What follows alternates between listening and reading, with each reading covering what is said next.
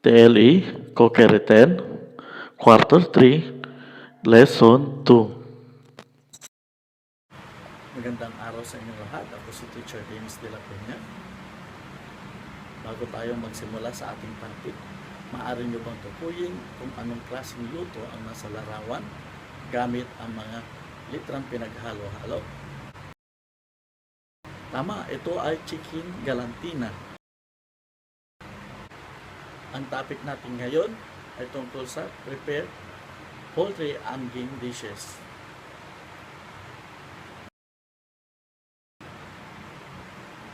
Overview.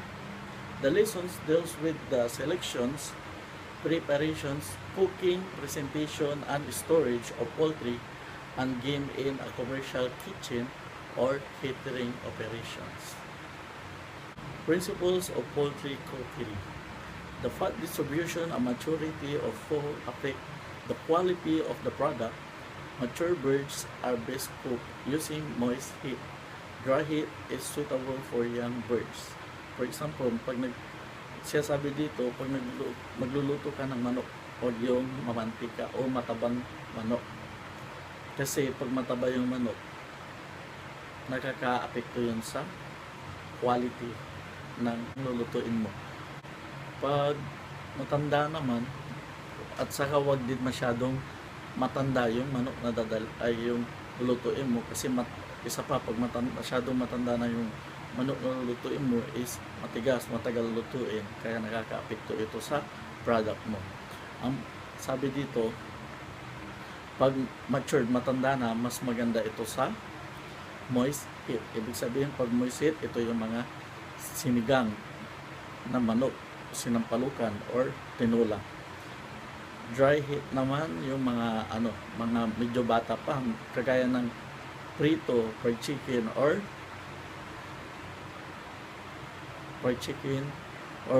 barbecue or chicken barbecue, at saka lechon manok. Number 2, the best cooking temperature for poultry is at low to moderate heat. This temperature range produce a more flavorful and tender product. This also minimize nutrients loss and shrinkage of meat. Ako kasi pag nagluluto ako, mahina lang yung apoy. Lalo na pag chicken ang niluluto mo. Pag nagtitinulo ka, for example, nagtitinulo ka, mahina lang yung apoy para mas flavor, mas masarap yung kalalabasan ng niluluto mo. Kasi pag sobra yung apoy, for example, dito is para mabibigla yung luto, pangit yung kalalabasan. Ganon din sa dry heat. Sa pag-iihaw, dapat hinay-hinay lang din yung apoy para hindi ito madaling masunog. Mas maganda, pag sunog, siyempre hindi masarap, di ba? Pag hindi sunog, tamang-tama lang yung luto, masarap siya. Okay? Number 3, to prevent the risk of microbial contamination, stuffing of turkey and chicken should be done immediately before roasting. It is best not to fill the cavity completely, as this will prevent the poultry from being thoroughly cooked. Sabi dito, pag piniprepare mo yung luto mo, for example dito is lechon manok, para maiwasan yung microbial contamination, hindi siya makontaminate, kailangan mabilisan yung tapos mo, kailan tapusin mo kaagad ano yung mga ingredients niya sa loob, tapos para manirin siya. Tapos pag naghahanda kayo ng manok for stuffing of turkey or stuffing of chicken, pang any stuffing ng manok, kailangan mabilisan yung paggagawa o pagtitimpla ng inyong chicken bago ito iluto, kagaya ng roasting, para maiwasan yung madaling masira yung ating manok. Causes of food spoilage and contaminations. All food should be safe and free from contaminations and spoilage at all points in its journey from the source until it reaches the consumers. However, food contamination is a serious public health problem resulting in foodborne disease that affect many people every year. Since awareness of potential sources of food contamination is an important component of good nutrition and good health.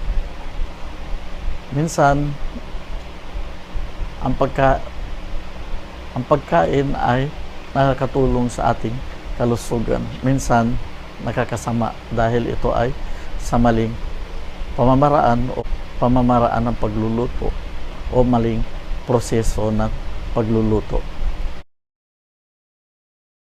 Poultry cookery. Poultry, like meat, may be cooked by either dry or moist heat method.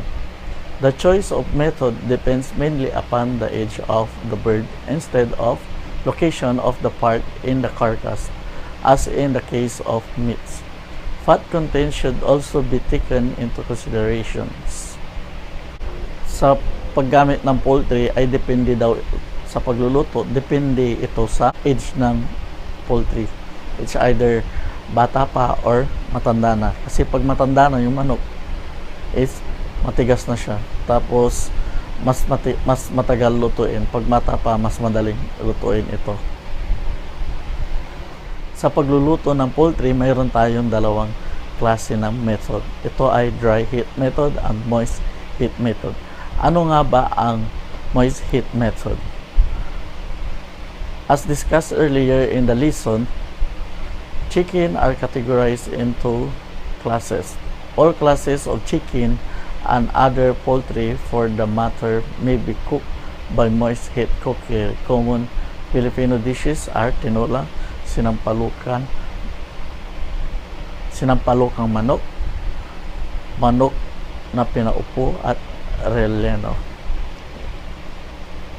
Ito yung mga niluluto gamit ang moist heat method. Number 2, dry heat method. The dry method is usually reserved for young tender poultry. The poultry class of these chickens, especially termed broilers and fryers, somewhat older but still immature birds such as capons and roosters, are also suitable for roasting. They are still tender but have more fat than the broilers or fryers. Ito yung ating dry heat method. Kumbaga, roasting, pag-ihaw o pagpiprito ang ating dry heat method ng poultry. Step in fabricating chicken. Number 1, cut along center of breastbone. Ibig sabihin, ang unang-unang step na gagawin natin ay sa breast ng manok. Doon yung unang ihiwain natin sa pinakagitna. Number 2, here you can view the cut made. Kailangan titignan daw natin kapag ito ay inihiwa natin para maiwasan natin yung namakat yung buto. Okay. Using the knife scimitar. Using the knife scimitar may be prepared but a fillet knife. Number 3, using the knife scimitar may be prepared but fillet knife would work well too. Cut along one side of the breastbone to the base of the chicken. Yan. Ginagamitan ng fillet knife yung breast. Kasi ihiwalay yung buto ng manok doon sa kanyang breast. Parang gagawin siyang fillet yung breast niya. Kung ano yung nakikita nyo sa larawan, ganyan yung tamang pag-fillet ng chicken meat. Number 4, separate skin that is attached to breast from leg quarter. Kung ano yung nakikita nyo sa larawan, huwag isasama yung balat doon sa quarter leg pag ini-slice. Kasi yung part na yun is mataba yung part ng chicken skin na yun. Number 5, with your thumb, Under the wing joint, press upward and out to separate joint. For example, if i-press mo yun, palabas. Kung nakikita mo yung nasa larawan, ayun yung technique, joint by joint yung puputulin pag naghihiwa kayo. Okay? Number 6, with knife, cut between joint to remove and cut any skin not separated from carcass yet. Ang tamang paghihiwa ng ating wings ay sa ating manok, kahit sa part ng wings, is yung sa may joints para hindi masisira yung mga bones ng chicken natin. Kasi pag putol yung bones ng chicken natin, nakakapekto ito sa quality ng ating poultry. Number 7, here is a picture of detached breast and wings. Ibig sabihin ko ano yung nakikita nyo sa larawan, ganyan yung tamang pagtatanggal ng wings, breast and wings, kasama yung breast niya. Number 8, cut around wing joint to remove wings. Yan yung kung ano yung nakikita nyo sa larawan, ganyan yung tamang pagkakat ng wings ng manok doon sa may joints. Number 9, a small thin piece of meat located on the underside of breast that can be removed by pulling and tenderloin. Good for chicken tenders. Repeat step 3 and 9 for the other side of breast. Yan yung tenderloin ng breast chicken. Number 10, cut around leg, quarter going up high towards backbone, then circling down toward other sides. Yan ang tamang pagkakat ng quarter leg at kasama ang legs ng manok. Yan sa joints. Number 10, halfway through you will hit the joint. Sa joint, every nagkakat kayo ng manok sa joint lagi, yun yung tamang proseso. Okay? Number 12, using your thumb, push up and out to snap apart joint. Madali kasi mag-slice pag sa joint. Yan, pupush mo kung ano yung nakikita nyo sa ating larawan. Supported pag hindi nyo ito, pagka-piko nyo o pagka-ano nyo, saka nyo gamitin ng kotse. Number 13, finish cut through joint to remove leg quarter. Repeat step 10 and 13 for other leg quarter. Lagi nyong ulitin nyo daw yung number 10 to 13 at 13 para doon sa pagkat ng legs. Ganun din. Sa joints kayo lagi magkakat. Bakit napaka-importante ang pagkakat ng manok? Kasi pag sa cuttings ng manok natin ay bawat part ay iba-iba yung presyo. From whole chicken, tumataas yung value niya pag nahati-hati ito into parts of the chicken. For example, wings saka legs is magkaiba yung presyo niya. Nagiging mas mataas yung value ng manok pag iba-iba na hati-hati na siya. Tapos, bakit sa joints siya laging kinakat? Kasi pag nakat nyo yung buto o na-break yung buto, bumababa yung value ng chicken natin. Kaya mas maganda pag sa joint, kaya para maiwasan yung spoilage, pagkasira ng karne, ng quality ng karne natin, karne ng manok. Kasi pag na-break yung bones ng chicken, yung dugo niya umahalo doon sa meat ng chicken natin at iyon ay nagpapababa ng quality ng poultry meat natin. At bumababa din ang value niya kasi mas madali itong masira pag na-break yung bones niya.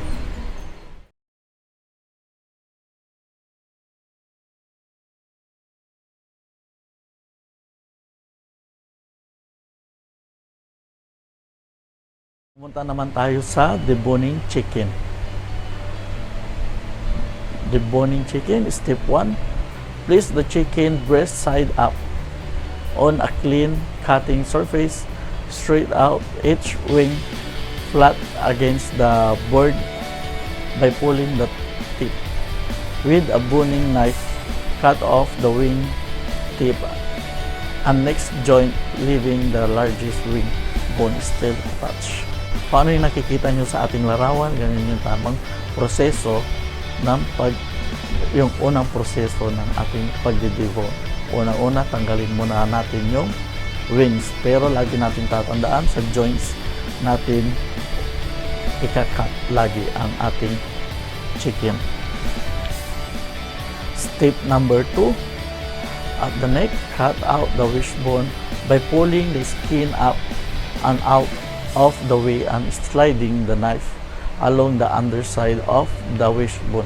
Continue cuttings around the under and wishbone until it is free and can be pulled out with your fingers. Kailangan daw sa number 2 ay tanggalin natin yung wishbone. Step 3, turn the bird over and with breast side down. Cut along the backbones from the neck to the tail. Ibig sabihin, yan, ano yung nakikita nyo sa larawan, pinadapa yung manok, tapos sa likod niya sa pinaka-center, kinakat sa gitna hanggang sa kanyang buntot. Para ididebone natin siya. Yan, dahil ang ididebone. Step number 4, with short sharp stroke of your knife, keeping the knife close to the bones, cut the flesh and skin carefully using your fingers to pull the flesh away from the carcass. Ibig sabihin ito, iwasan mong mahiwa yung kanyang buto para hindi ito masama sa deboning natin o sa meat ng chicken natin. O kaya, at saka iwasan mo din masira yung balat ng manok o mabutas. Okay?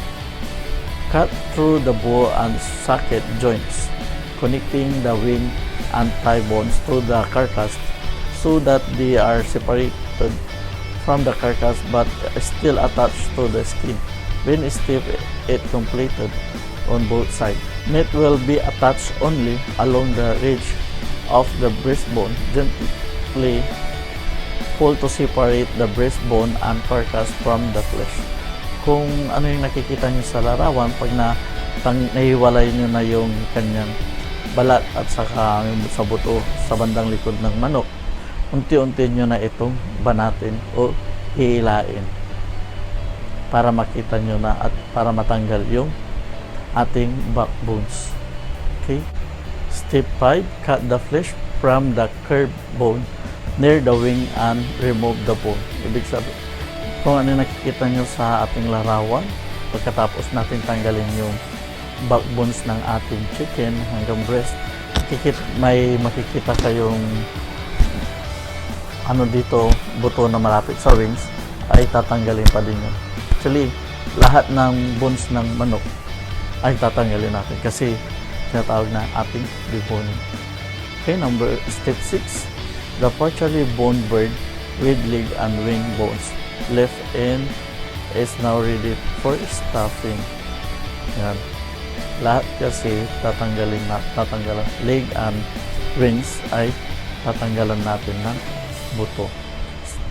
Step 7, while holding the wing bones from inside the bird, cut through the tendons and scrape the meat from the bone with the knife. Pull out the bone using a knife to free it.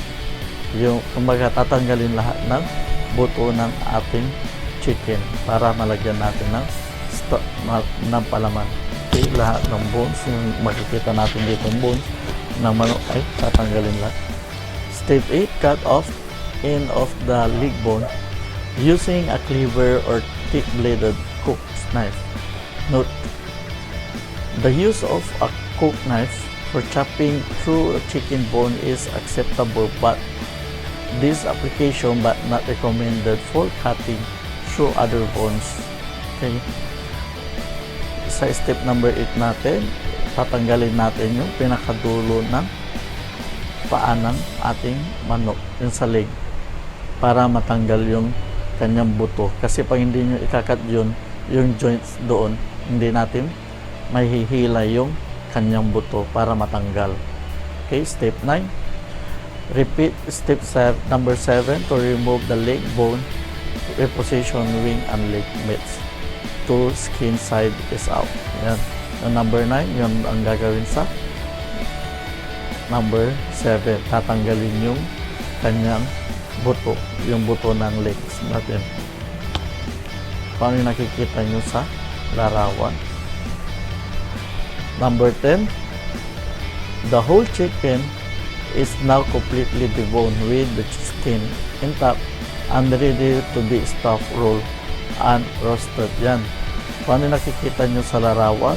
Yan yung natanggal na-debone na natin. Tanggal na lahat ng kanyang buto. Kaya ready to stuff na para gawing chicken galantina. Okay? O rellenong manok. Now you are ready for rellenong manok.